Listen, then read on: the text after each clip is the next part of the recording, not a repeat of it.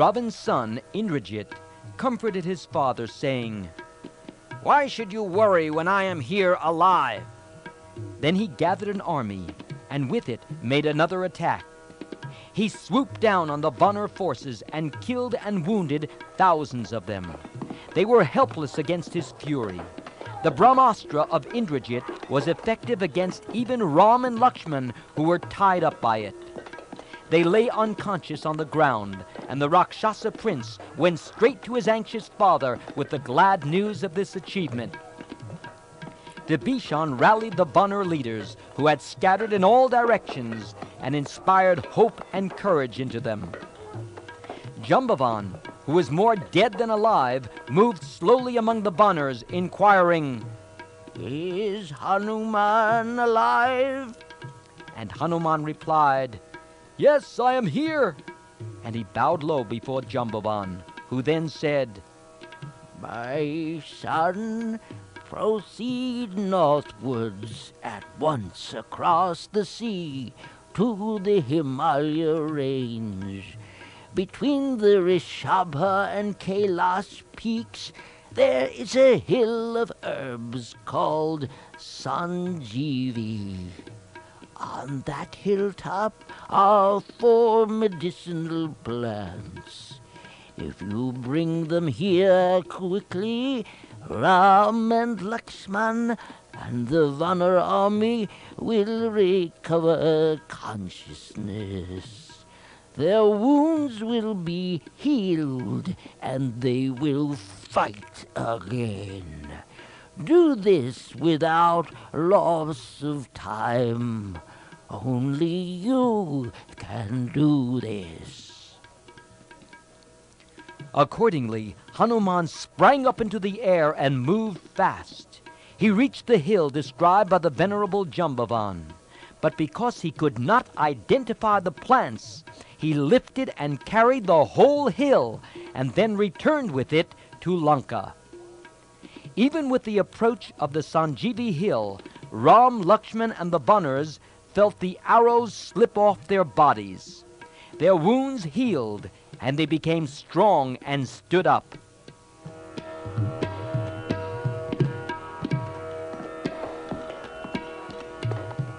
Then the battle was resumed.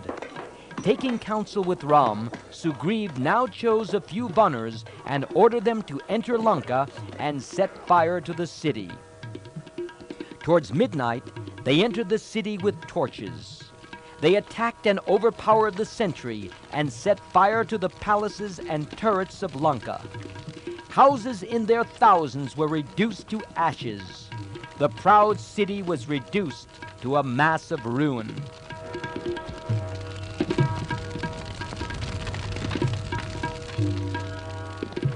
Seeing Lanka being burned down by the Vanaras, Ravan was furious, and so sent to the battlefield Kumbha and Nikumba, the sons of Kumbhakarna, together with Upaksha and other Rakshasa warriors. After another terrible battle, Kumbha was slain by Sugriv, and Nikumba by Hanuman. Makaraksha, son of Kar, who opposed Ram, was slain. Many more mighty Rakshasas perished. Then, at the bidding of Ravan, Indrajit went once again into battle. He rose into the sky and became invisible. Thus he fought again, unseen by the Vanaras. Indrajit, by his black magic, created an illusion of Sita, and putting her in a chariot, took her before the Vanara army and seemingly killed her in their presence. Deceived and horrified by this, the Vanaras asked themselves, "What good is it now to continue this war?" So they left the field and went to Ram with the heart-rending news. As a result of this trick, Indrajit gained time to perform a demoniac sacrifice. Ram and Lakshman, like the Vanara warriors, appeared to believe that Sita was dead, and thus manifested grief. Then Vibhishan came over and inquired as to what had happened. After he listened to their story, he said, "My lords, allow me to say that you are mistaken. Never would Ravan allow Sita to be killed. This is only a trick of sorcery. Indrajit is trying to defeat you through magic. Having given up all hope of achieving success by normal means, he has gone to perform a demoniac sacrifice of great power. If he completes it, we will not be able to vanquish him. We should therefore go and ruin the sacrifice. Let Lakshman go at once for this purpose.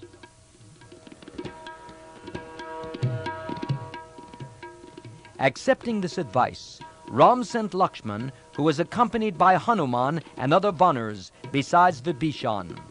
They went to the spot where Indrajit was about to offer oblations to evil spirits. But they interrupted the sacrifice, and a long and fierce battle ensued.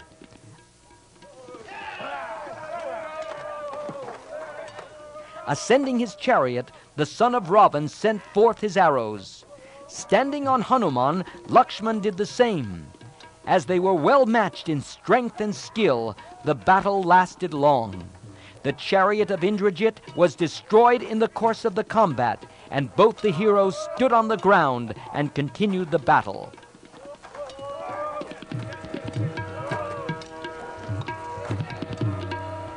At last, Lakshman used the Indra Astra weapon, and uttering the name of Ram, discharged the fatal arrow. The head of Indrajit was severed and fell to the ground, and as it fell, it shone like fire. The gods and celestials showered flowers from the heavens. Lakshman then went to Ram. He was wounded all over and bleeding. He walked slowly, supported by Jambavan and Hanuman. Ram had already heard the news of the death of Indrajit and shouted, "Lakshman, this is the end of the Rakshasa race, and you have achieved it." Lakshman modestly stood back, but Ram seated him on his lap, kissed his head, gave vent to his joy, and exclaimed, "You have performed a mighty deed, impossible for anyone else. You have deprived Ravana of his right hand. Who in the world can equal you, or Vibhishan, or Hanuman?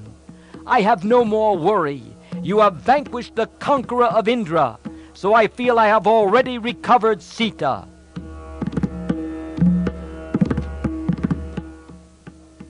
The news reached Ravana that Indrajit had been slain by Lakshman. When he heard that Vibhishan helped Lakshman in slaying Indrajit, his grief and anger swelled, and the tears he shed burned where they fell, and from his mouth issued fire. "Alas, my son! O fearless warrior, hero, vanquisher of the great Indra, has death won after all?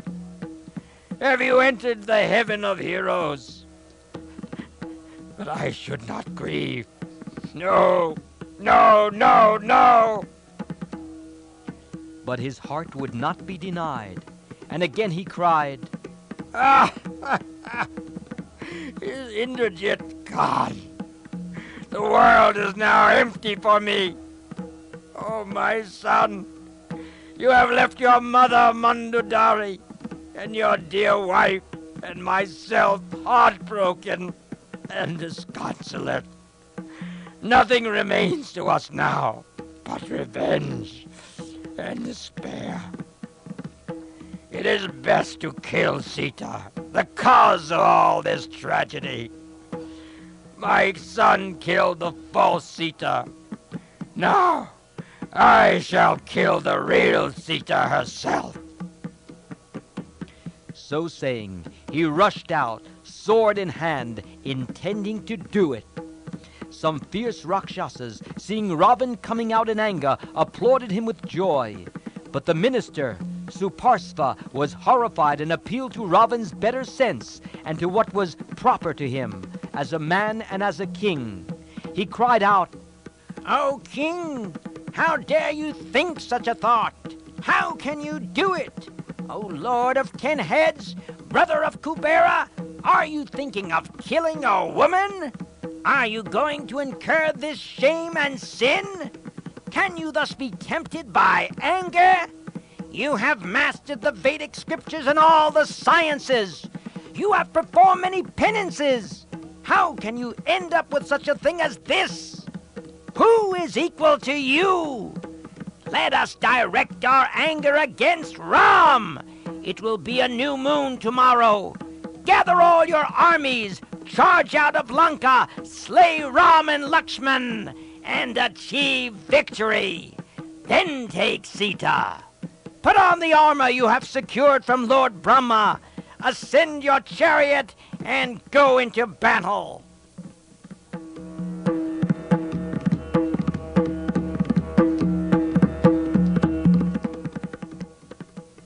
Ravan felt that Suparsva was right and his words were good. Seated on his throne, he was silent for a while, lost in profound meditation.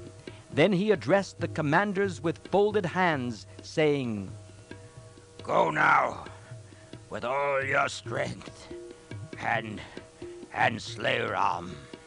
But should you fail, then I myself shall go and destroy him. Never before had he been so courteous and humble when dealing with his officers.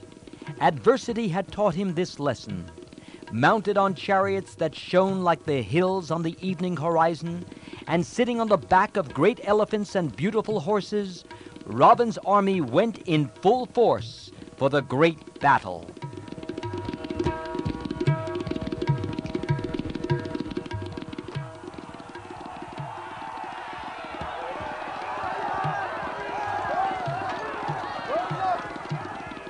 The Vanars tore up rocks and trees and attacked the Rakshasas fiercely. The Rakshasas returned the attack with equally grim ferocity. The Vanars jumped about everywhere and worked havoc among the Rakshasas, their chariots and animals. Each of the Rakshasas was surrounded by many Vanars and slain. The Rakshasas, too, did not spare the Vanars, whom they killed in tens of thousands. Ram bent his bow and sent showers of arrows against the Rakshasas, destroying their army like a raging fire. Warriors only saw their companions fall. They could not see Ram because of the shower of arrows. Their fear conjured up a multitude of Rams who dealt death in all directions. Countless elephants and horses perished. Thousands of chariots were broken. The Rakshasa army was destroyed, and all but a handful fled back to Lanka.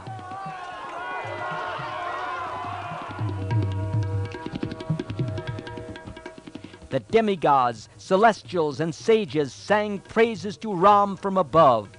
But in Lanka, the Rakshasa women clung to each other and lamented loudly that Ravan's folly should have brought this great calamity on them.